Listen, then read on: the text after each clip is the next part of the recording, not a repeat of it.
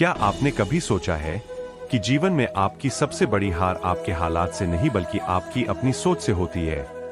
हाँ, बाहर की दुनिया उतनी खतरनाक नहीं है जितनी खतरनाक आपकी नकारात्मक सोच हो सकती है।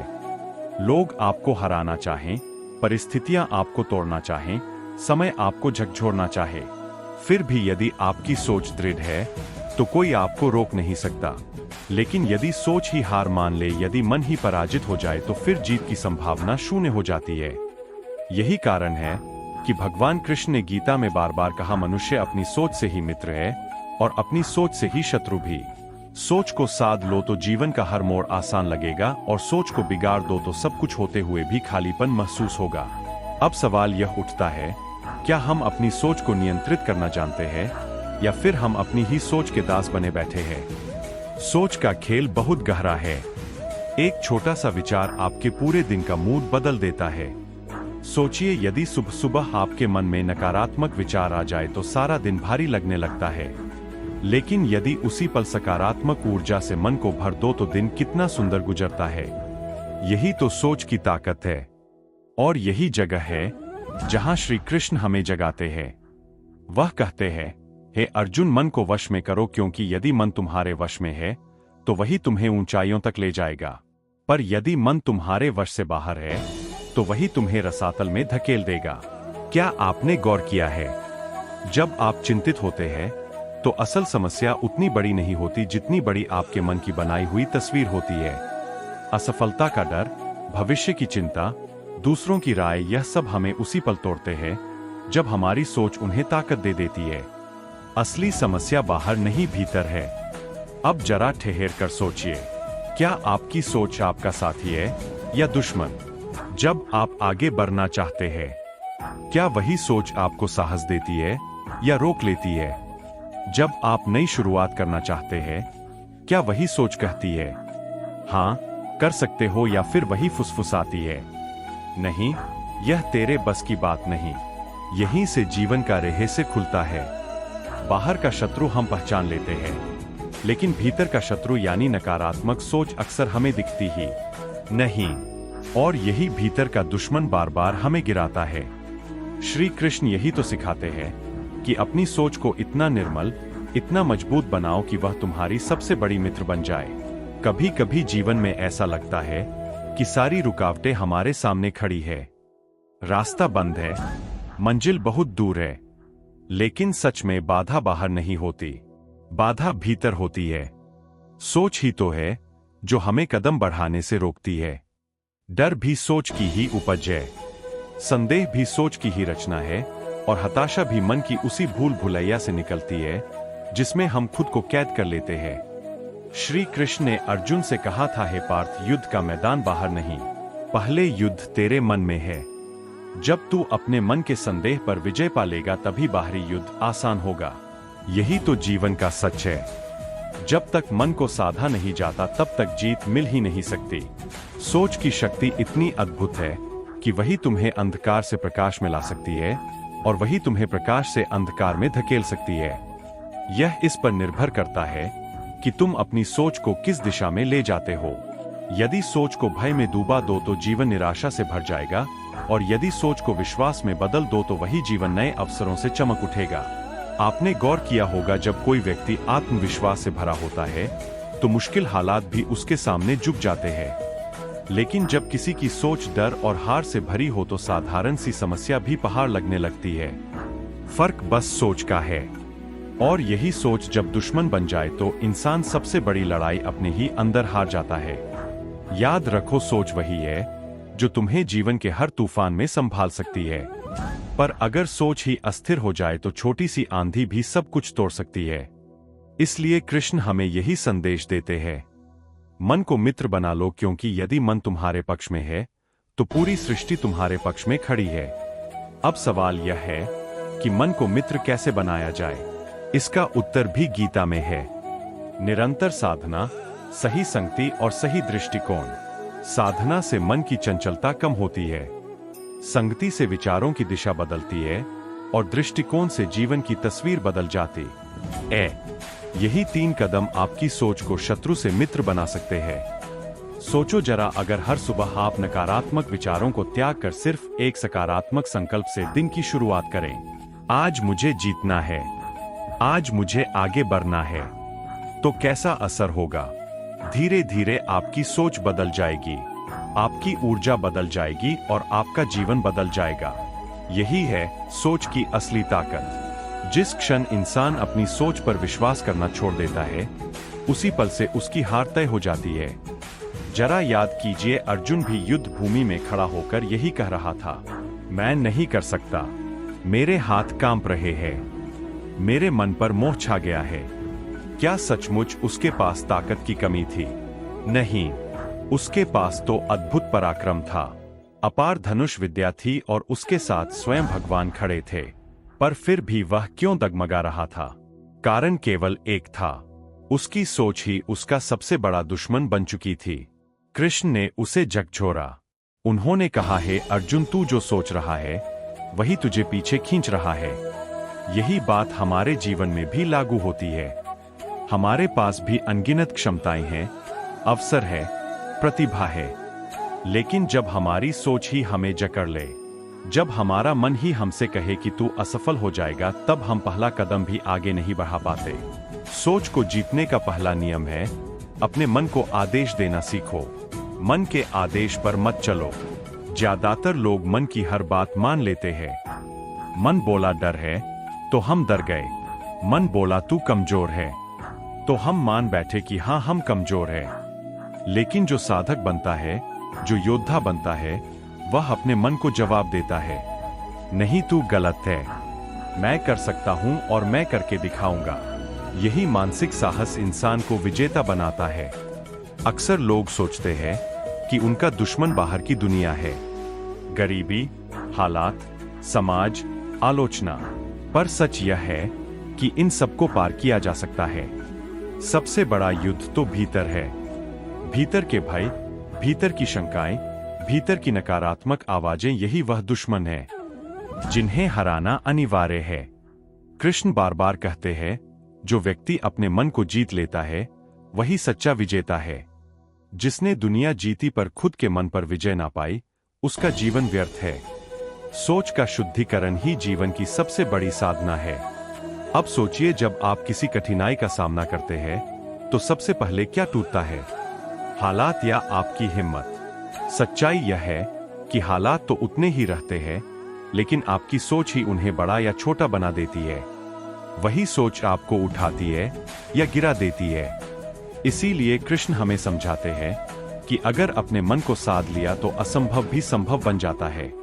एक बात हमेशा याद रखो, जीवन में परिस्थितियां बदलने से पहले तुम्हारी सोच बदलनी जरूरी है।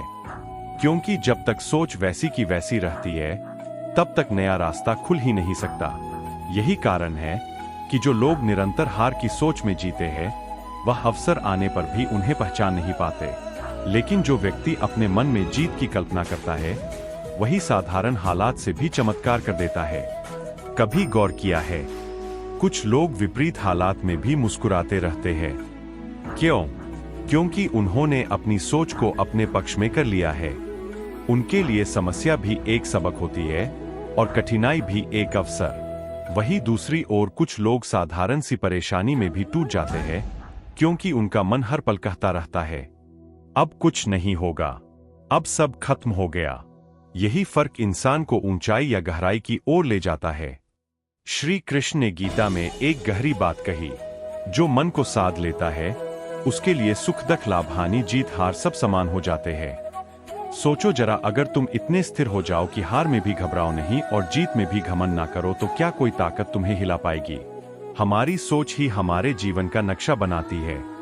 आज तुम जैसा सोचते हो वैसा ही कल बनते हो। अगर तुम्हारी सोच डर से भरी है तो भविष्य भी डरावना ही लगेगा। लेकिन अगर तुम्हारी सोच आशा और विश्वास से भरी है तो भविष्य भी उज्जवल दिखेगा। सोच ही बीज है और जीवन उसका फल। बीज कड़वा बोओगे तो फल मीठा कैसे मिलेगा? इसलिए हर इंसान को चाहिए कि वह हर सुबह अपनी सोच को तपे उसे परखे।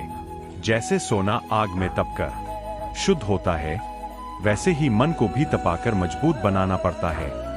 इसके लिए अभ्यास चाहिए, अच्छे विचारों का अभ्यास, अच्छे संग का अभ्यास और कठिन समय में धैर्य का अभ्यास। यही अभ्यास धीरे धीरे हमारी सोच को मित्र बना देता है। एक छोटा सा उदाहरण लो। मान लो किसी काम में बार बार असफलता मिल रही है। अब दो रास्ते हैं। या तो मन को दुश्मन बनने दो और यह सोचो कि अब तो मेरी किस्मत खराब है, मैं कभी सफल नहीं हो पाऊंगा। या फिर मन को मित्र बनाकर सोचो, हर असफलता मुझे सिखा रही है, हर गिरावट मुझे मजबूत बना रही है और यह रास्ता मुझे मंजिल के और करीब ले जा रहा है। दोनों ही सोच एक ही परिस्थिति से निकली है, लेकिन परिणाम आसमान और जमीन जितना अलग है। सोच को मित्र बनाने की प्रक्रिया कोई एक दिन का काम नहीं है, यह तो जीवन भर की साधना है। जैसे खेत में बोया गया बीज धीरे धीरे अंकुरित होकर बड़ा पेड़ बनता है, वैसे ही सही सोच धीरे धीरे फल देती है। धैर्य रखना पड़ता है क्योंकि मन बार बार भटकता है, नकारात्मक विचार बार बार आते हैं। लेकिन जिसने यह सीख लिया कि हर बार नकारात्मकता को पहचान कर उसे छोड़ना है और सकारात्मकता को पकड़ना है, वही धीरे धीरे भीतर से अडिग हो जाता है। भगवान कृष्ण ने यही रहस्य समझाया। जो मनुष्य अपने विचारों को नियंत्रित करना सीख जाता है, उसके लिए कोई भी शत्रु बड़ा नहीं रहता। सोचो, यदि भीतर स्थिरता हो तो बाहर का तूफान कितना भी तेज क्यों ना हो, वह हमें डिगा नहीं सकता। समुद्र की सतह पर लहरें उठती है, पर उसकी गहराई हमेशा शांत रहती है। हमें भी अपनी सोच को उसी गहराई तक ले जाना है। यही कारण है कि साधक ध्यान करता है, जप करता है, अच्छे विचार पढ़ता है। यह सब बाहरी कर्म नहीं बल्कि भीतर की सोच को प्रशिक्षित करने के उपाय है। अगर मन को बिना प्रशिक्षण छोड़ दिया जाए तो वह इधर उधर भागेगा ही, और वही बेकाबू मन इंसान को भय, लोभ और क्रोध में डुबो देता है। लेकिन जब मन साध लिया जाता है तो वही इंसान दुनिया की सबसे कठिन परिस्थिति में भी मुस्कुराता हुआ खड़ा रहता है। आपने देखा होगा कुछ लोग जिंदगी की चोटें खाकर भी चमकते हैं। लोग पूछते हैं, इतनी कठिनाइयों के बाद भी तुम टूटे क्यों नहीं? उनका उत्तर यही होता है, मैंने अपनी सोच को टूटने नहीं दिया। यह वही रहस्य है जिसे कृष्ण ने गीता में अर्जुन को समझाया था। अब सोचो जरा, अगर हम अपनी सोच को हर पल मित्र बनाएं तो जीवन कितना सहज हो जाएगा। कोई कुछ कहे, हालात बदलें, समय कठिन हो, लेकिन यदि हमारी सोच कहे मैं मजबूत हूं, मैं अकेला नहीं हूं, मेरे साथ ईश्वर की शक्ति है, तो क्या कोई हमें रोक सकता है? यही है सच्ची विजय, यही है आत्मबल। मन की यह साधना ही इंसान को साधारण से असाधारण बनाती है। जब सोच मित्र बनती है तो वही मन जीवन के हर अंधेरे में प्रकाश दिखाता है, और जब सोच दुश्मन बनती है तो वही मन उजाले में भी अंधेरा पैदा कर देता है। फर्क बस यही है कि हमने मन को किस दिशा में मोड़ रखा है। हाँ, अब जरा उस बिंदु पर ध्यान दो कि जब सोच दिव्यता से जुड़ती है तब जीवन का स्वरूप ही बदल जाता है। साधारण सोच इंसान को बस भौतिक उपलब्धियों तक ले जाती है, लेकिन दिव्य सोच इंसान को भीतर से शांत, संतुलित और आनंदमय बना देती है। यही कारण है कि भगवान कृष्ण ने अर्जुन से कहा था, योगस्थ कुरु कर्मान, यानी जब तक तेरी सोच ईश्वर से नहीं जुड़ती तब तक कर्म अधूरे रहेंगे। सोच को दिव्यता से जोड़ने का मतलब यह नहीं कि इंसान कर्म छोड़ दे या संसार से भाग जाए। इसका अर्थ है हर काम में यह भाव रखना कि मैं अकेला नहीं हूं, मेरे हर कदम में परमात्मा का मार्गदर्शन है। जैसे ही यह भावना आती है, सोच में स्थिरता आ जाती है, भय गायब हो जाता है और आत्मविश्वास जन्म लेता है। देखो, जब बच्चा छोटा होता है और पिता का हाथ पकड़े चलता है तब उसे डर नहीं लगता। क्यों? क्योंकि उसके मन में यह सोच बैठी होती है कि मेरे पिता मेरे साथ है। उसी तरह जब इंसान अपनी सोच को कृष्ण की शरण में ले आता है तब वह जान लेता है कि चाहे परिस्थिति कैसी भी हो, अकेला नहीं हूं। यही सोच का दिव्य रूप है। दिव्य सोच का दूसरा पहलू यह है कि वह इंसान को शांति देती है। दुनिया चाहे कितनी भी हलचल से भरी हो, लेकिन भीतर की सोच कहती है सब कुछ ठीक है, सब कुछ ईश्वर की योजना के अनुसार हो रहा है। यह सोच इंसान को चिंता से मुक्त कर देती है। जब चिंता मिटती है तभी मन आनंद का अनुभव करता है। आपने देखा होगा कुछ लोग विपरीत हालात में भी इतने शांत रहते हैं कि बाकी लोग हैरान हो जाते हैं। पूछते हैं, तुम्हें गुस्सा क्यों नहीं आता? तुम्हें डर क्यों नहीं लगता? उनका रहस्य यही होता है कि उनकी सोच परमात्मा से जुड़ चुकी होती है। जब सोच का आधार ईश्वर बन जाए तो कोई तूफान भीतर हलचल पैदा नहीं कर सकता। अब यह सवाल उठता है कि हम अपनी सोच को दिव्यता से कैसे जोड़ें? इसका मार्ग भी कृष्ण ने स्पष्ट किया है। श्रवण, मनन और ध्यान। अच्छे विचारों को सुनो, उन पर गहराई से सोचो और फिर ध्यान में बैठकर उन्हें मन में उतारो। धीरे धीरे मन को यह अनुभव होने लगता है कि सच्चा बल बाहर नहीं भीतर है, और यही अनुभव इंसान को दिव्यता से जोड़ देता है। जब सोच दिव्य हो जाती है तो जीवन में दो वरदान मिलते हैं। पहला है साहस और दूसरा है सुकून। साहस से इंसान हर कठिनाई को पार करता है और सुकून से वह हर परिस्थिति में मुस्कुरा पाता है। यही जीवन की असली विजय है। जब सोच दिव्यता से जुड़ जाती है तब इंसान के कर्म भी बदल जाते हैं। वही हाथ जो पहले भय और संदेह से कांपते थे अब निडर होकर काम करने लगते हैं। वही कदम जो असफलता के डर से रुक गए थे अब आत्मविश्वास के साथ आगे बढ़ने लगते हैं। सोच की यह दिव्य ऊर्जा हर कर्म को शक्ति देती है। तब काम केवल काम नहीं रहता, वह पूजा बन जाता है। हर छोटा बड़ा कार्य ईश्वर के नाम पर समर्पित हो जाता है। यही कारण है कि श्री कृष्ण ने कर्मयोग की शिक्षा दी। उन्होंने कहा, अपने कर्म का फल मत सोचो बल्कि अपने कर्म को समर्पण से करो। देखो, जब इंसान फल की चिंता में काम करता है तो उसकी सोच बंध जाती है। लेकिन जब वही इंसान सोचता है कि यह कर्म मेरा नहीं, यह तो ईश्वर की प्रेरणा से हो रहा है, तब उसकी सोच खुल जाती है। वह स्वतंत्र हो जाता है और वही स्वतंत्रता उसे बड़ी से बड़ी मंजिल तक पहुंचा देती है। भाग्य पर भी सोच का गहरा प्रभाव पड़ता है। जो सोचता है कि मेरी किस्मत खराब है, उसकी नजर से अवसर गायब हो जाते हैं। लेकिन जो सोचता है कि हर हालात मुझे आगे बढ़ा रहे हैं, वही हर स्थिति में अवसर खोज लेता है। सच कहें तो भाग्य वही है जो हमारी सोच बनाती है, क्योंकि वही सोच हमें या तो हार मानने पर मजबूर करती है या फिर चुनौती का सामना करने के लिए प्रेरित करती है। संबंधों में भी सोच का असर साफ दिखता है। अगर मन में संदेह, द्वेष और नकारात्मकता है तो रिश्ते टूटने लगते हैं। लेकिन अगर सोच में करुणा, विश्वास और क्षमा है तो वही रिश्ते जीवन की सबसे बड़ी ताकत बन जाते हैं। कृष्ण ने यह भी कहा था कि मन को शुद्ध करो, तभी तुम्हारे संबंध भी शुद्ध होंगे, क्योंकि सोच ही तो है जो हमें दूसरों को देखने का नजरिया देती है। सोच की एक खासियत यह भी है कि यह दूसरों तक पहुंचती है। जैसे फूल की खुशबू वातावरण को महका देती है, वैसे ही सकारात्मक सोच आसपास के माहौल को बदल देती है। आपने महसूस किया होगा, कुछ लोग पास आते ही वातावरण हल्का और आनंदमय कर देते हैं, जबकि कुछ लोगों के आते ही बोझिलपन छा जाता है। यह उनके पास धन या शक्ति का प्रभाव नहीं होता, बल्कि उनकी सोच का प्रभाव होता है। इसलिए यदि इंसान अपनी सोच को दिव्य बना ले तो वह न केवल अपना जीवन बदलता है, बल्कि अपने परिवार, अपने मित्रों और अपने समाज के लिए भी प्रेरणा बन जाता है। यही वह शक्ति है जो एक साधारण व्यक्ति को असाधारण बना देती है। जब इंसान अपनी सोच को साध लेता है तो धीरे धीरे उसे यह एहसास होने लगता है कि सच्ची स्वतंत्रता बाहर की दुनिया में नहीं बल्कि अपने ही मन पर विजय पाने में है। बाहरी बंधन उतने बड़े नहीं होते जितना बड़ा बंधन भीतर की नकारात्मकता का होता है। जिसने अपने विचारों की जंजीरें तोड़ दी वह वास्तव में आजाद हो गया।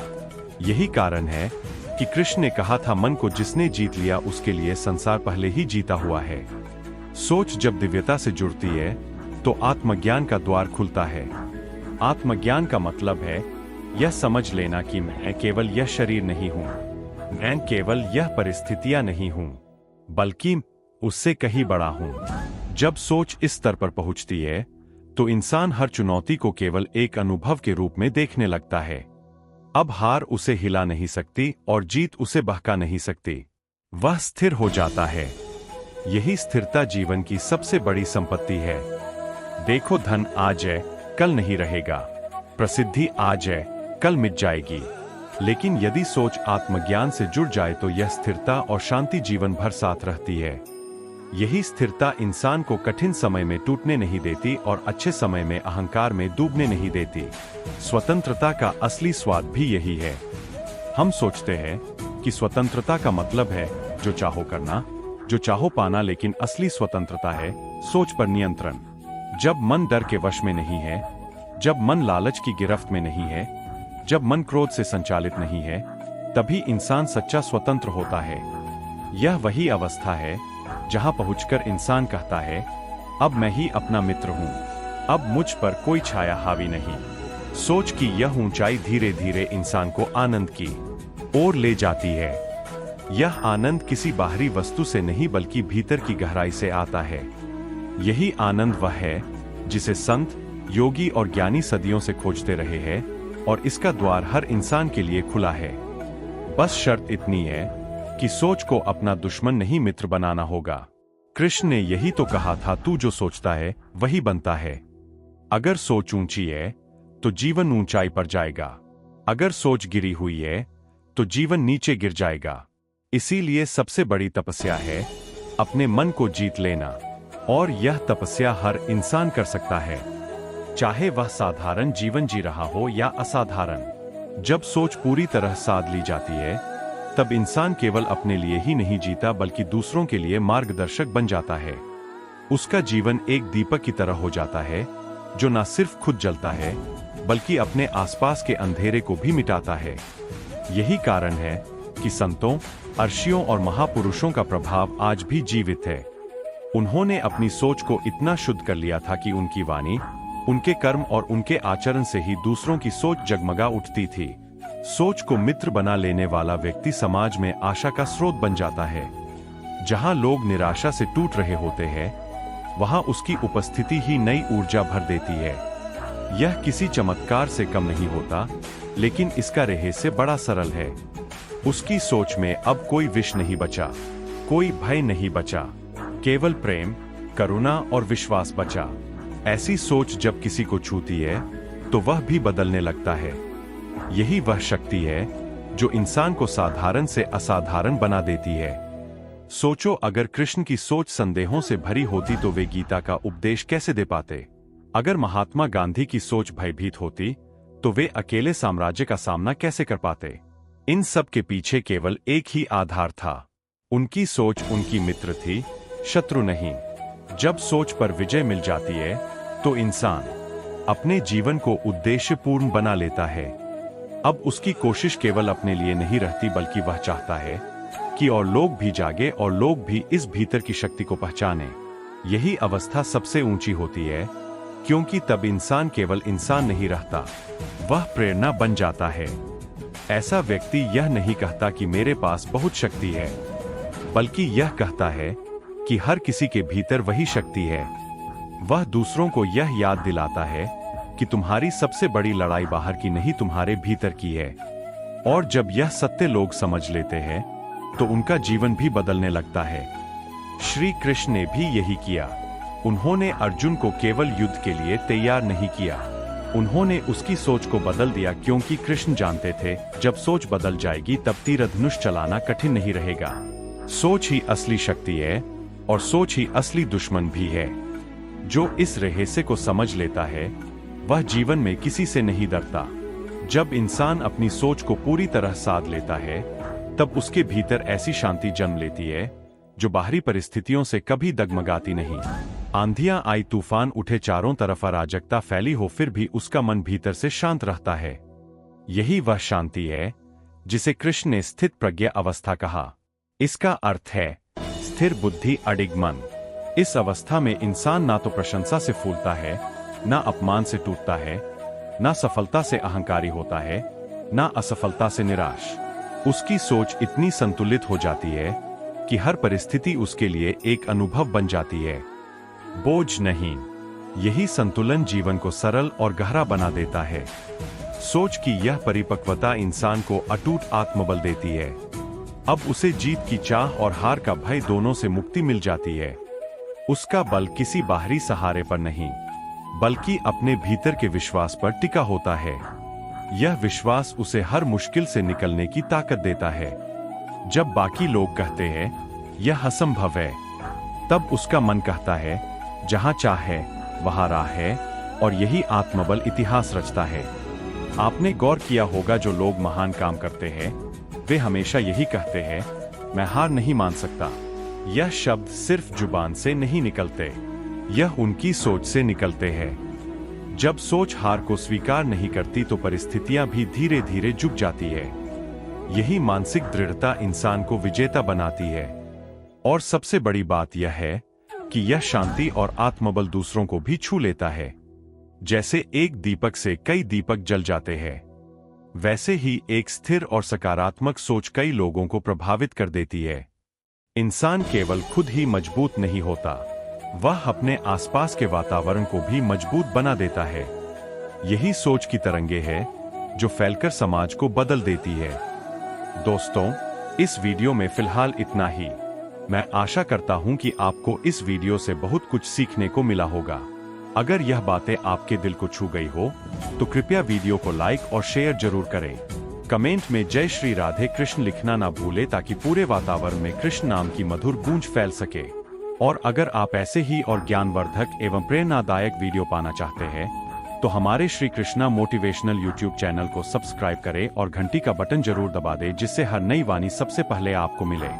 भगवान श्री कृष्ण सदा आपके जीवन को आनंद, शांति और प्रेम से भर दें। अपना ख्याल रखिए, मुस्कुराते रहिए।